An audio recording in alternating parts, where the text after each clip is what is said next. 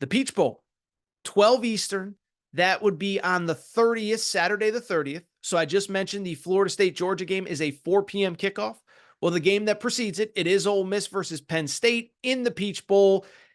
Kind of interesting to think about. A year from now, both of these teams are in the top 12. This is what kind of that first round of the college football playoff will look like a year from now. But they're playing in the Peach Bowl, and I'm a little bit surprised to see this. Penn State is a 4-point favorite in this game in the DraftKings Sportsbook, the over-under set at 48. And why I'm kind of surprised, Penn State, what can we say about Penn State that hasn't already been said? Listen, they're not a bad program. They're probably, frankly, the envy of about 120 other programs in college football. The problem is the gap between them and the upper squads. Like, we kind of know what it is. This was another year, just like last year, where they finished 10-2 in the regular season, win all the games that they're supposed to, and in the games that matter the most, Michigan and Ohio State, they do not have success. And so that's what their track record is. That is who they are. It is worth noting, again, when we go to a 12-team playoff era, 10-2 in the Big Ten is going to get you into the college football playoff if they can do it again. But of course, obviously, next year there's going to be some other competition in the league as well with Oregon, Washington, USC, UCLA, whatever. You kind of get the point. As far as who Penn State is, the cool thing about doing shows like this late in the year, you don't need me to tell you. Elite defensively. The offense is, I don't know how to say it nicely. Defense, though, is something special. Top 3 in basically every category that matters. Number 1, total defense in college football, gave about 223 yards per game. Number 3, scoring defense in college football. Elite against the run, elite against the pass, top 3 nationally in both categories. So this defense across the board was unbelievable.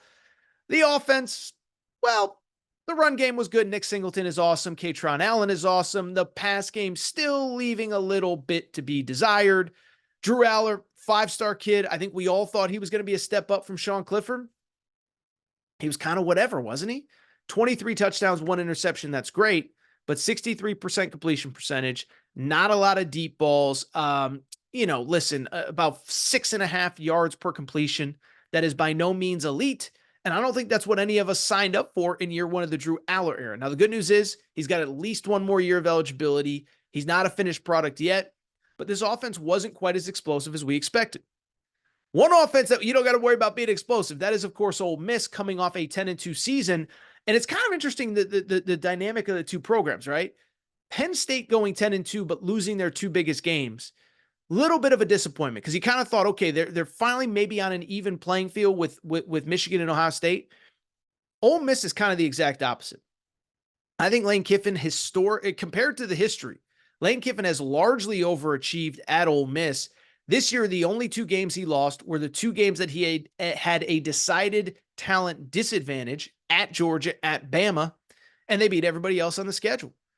We'll give him credit. I think he is doing an amazing job at this job. And I'll give credit to somebody else too. I was not sold on Jackson Dart coming into this year. I'll take it a step further. I'm not sold that Lane Kiffin was sold on Jackson Dart coming into this year. And you know how I know?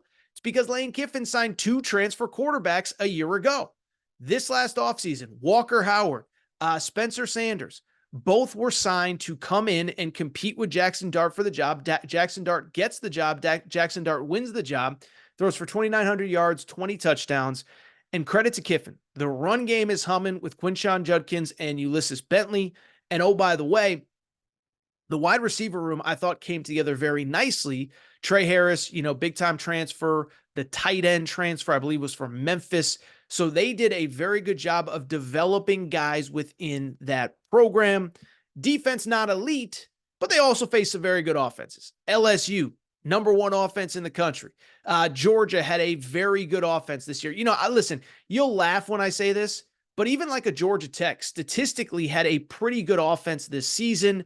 You go on and on down the list. Again, the defense wasn't great, but part of it was they faced some pretty good offenses overall. By the way, Georgia Tech was a top 30 total offense. So if you're going to make fun of me, just understand that the offense was pretty good this year for the Yellow Jackets. Bring it all up to say, when I look at this game, we know who both teams are. I would argue the strength of Penn State is definitely the defense. The strength of Ole Miss is the offense. Normally, I'd give the advantage to the defense. I don't want to say I'd give the advantage to the defense, but normally I can see where Penn State would be favored in this game. My big thing is I am just so not sold on Penn State's offense at all that I do like Ole Miss to pull off the upset. I'm not going to beat around the bush. I like the Ole Miss money line of +4. And let me explain why. Obviously, the big question is, immaculate force versus the immovable object. The immaculate force being that Ole Miss offense, the immovable object being the Penn State defense. And when I look at that, this is what I see. I see an Ole Miss offense that has faced great defenses this year and had some success. I don't know that Penn State has faced an offense quite like Ole Miss's, though. So from the Ole Miss perspective, think about this. They have faced 3 of the top 15 total defenses in college football: Alabama, Georgia, and Texas A&M. The 2 true road games they struggled, but against Texas A&M, they put up 38 points at home. And so you have a neutral crowd, probably a little bit of a lean towards Ole Miss with the game in Atlanta. They've seen great defenses. They've seen Texas A&M. They've seen Alabama. They've seen Georgia. Here's my question, though. I just asked it in the Cotton Bowl. Has that Penn State defense faced an offense like Ole Miss? Because I'm sorry, I'm here to tell you that they haven't. As a matter of fact, I went ahead and looked it up. Penn State on the season faced a grand total of 1 top 35 offense all season long. That was West Virginia in week 1 of the year. And then they didn't face the top 35 offense all year. How about this, though? They did face 5 bottom 35 offenses in college football. Indiana was ranked 101st nationally. Rutgers was ranked 123rd nationally. Northwestern ranked 124th nationally. Michigan State 128th nationally. And how about Iowa coming in dead last, 133rd nationally?